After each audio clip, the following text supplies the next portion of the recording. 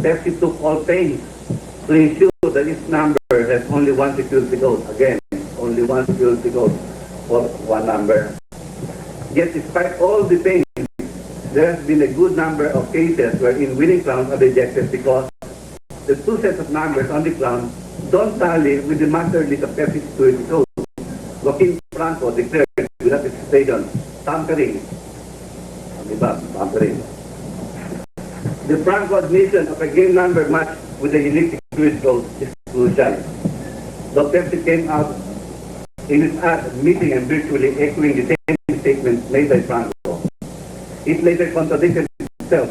The first instance was when Pepsi admitted that 349 is the only number with winning and non-winning security code, and that the printing of all the winning numbers with the security code at the end of the promotion revealed that there are winning numbers with many security codes.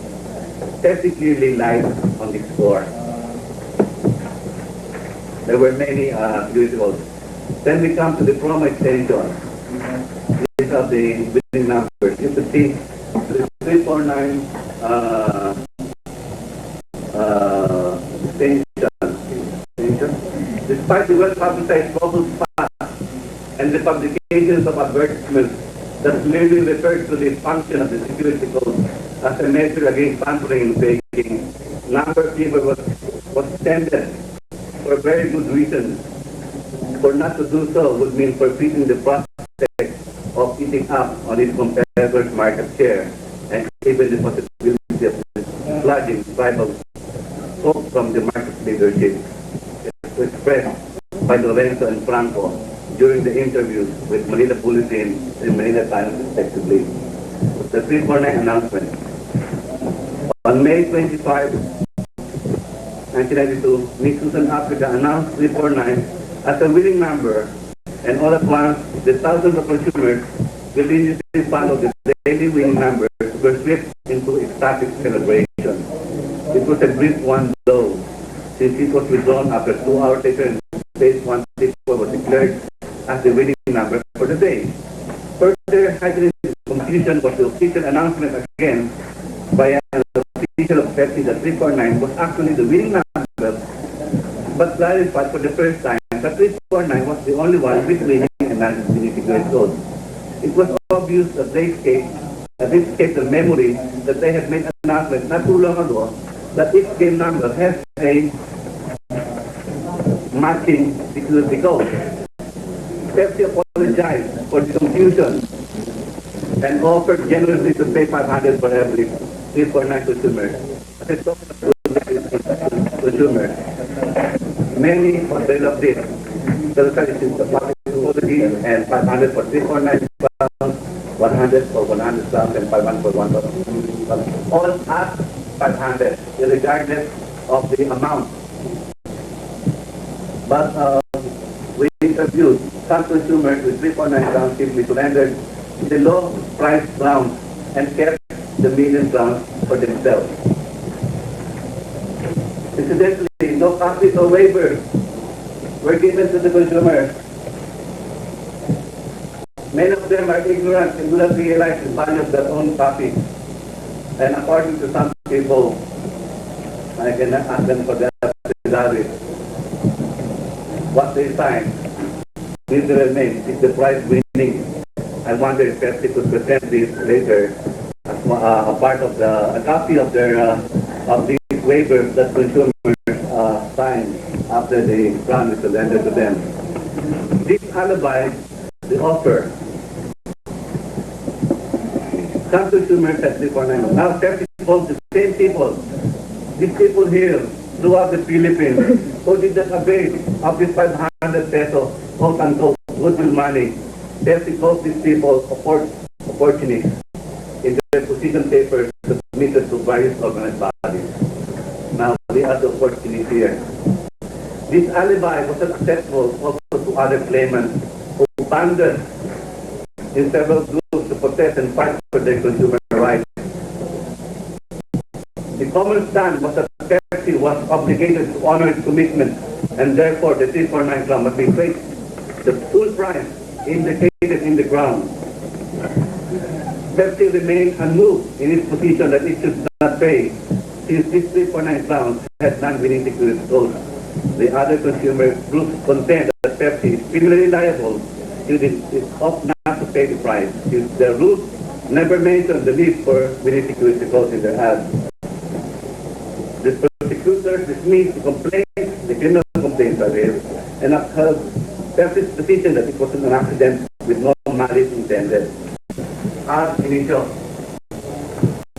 this fraud was committed in the deliberate omission of the information that the basis for winning the prize promised in the line sinker, the advertising message of the number keeper campaign, which failed to clearly explain the mechanism of the security code. This perception, as we stated earlier in this position paper, prompted, motivated, and goaded the consumers throughout the Philippines to try and aim for the millions promised and bought Pepsi products by the agents, not because of explicit content, but for the number keeper trump that they thought would be the passport to millions. 3.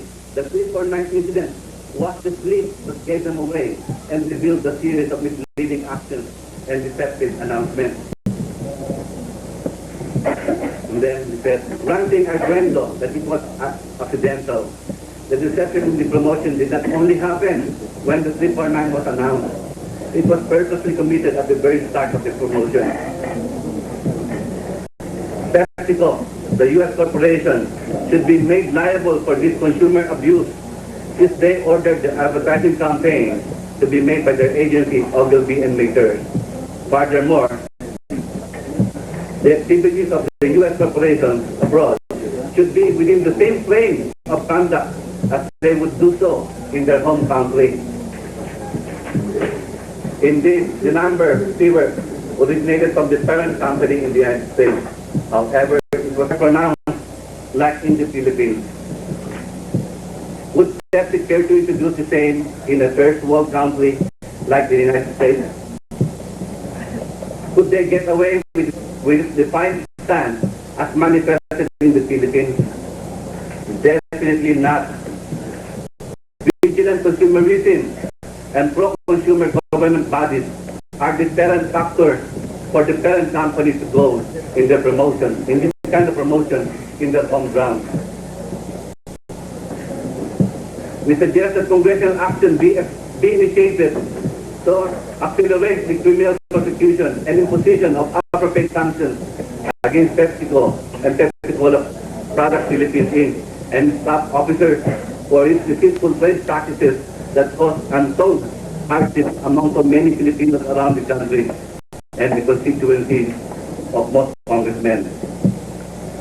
That Congress passed a resolution urging President Fidel V. Ramos to directly intervene with in the Pepsi controversy to end the issue once and for all in the midst of the deliberate deception committed by PepsiCo and PepsiCo products as a demonstration that Congress will not tolerate wanton consumer abuse through deceptive promotions that mercilessly exploit the poverty and ignorance of the people and the seeming weakness again of the government. We propose a new and comprehensive Consumer Promotion Protection Act. All these exercises were good for that. I hope the PepsiCo and the CTI people understand these two things.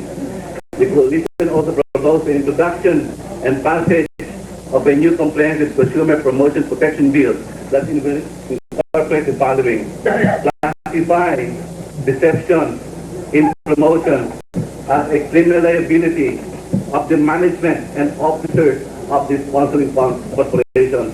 As such, this disturbs public order, just like bouncing checks.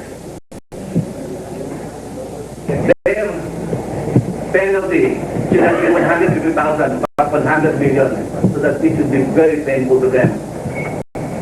And then, last, but at least, establishment of consumer tribunals to handle consumer-related cases involving deceptive promotions, advertising, and filthy products. We have been deluged with several filthy products, not only of Pepsi-Cola, but also of Coca-Cola, to be fair. Not only Pepsi, but Coca-Cola. And lastly, I want to stress here as an afterthought that it should be included, that it will be, that public officials should be barred from entering into compromise with the airing company in a consumer crisis, consumer issue, pending exhaustive hearing to be conducted before the consumers. Final word. We hope and pray that our distinguished members of Congress seize this opportunity to demonstrate that they are true representatives of the people and not of business interests who thrive on the exploitation of our chronic problems as a nation. For in behalf of Coalition 349 members and other groups of claimants throughout the Philippines seeking justice in the Pepsi number fever promotion. Thank you very much, Mr. Chairman. Thank you very much, Attorney Del Fierro.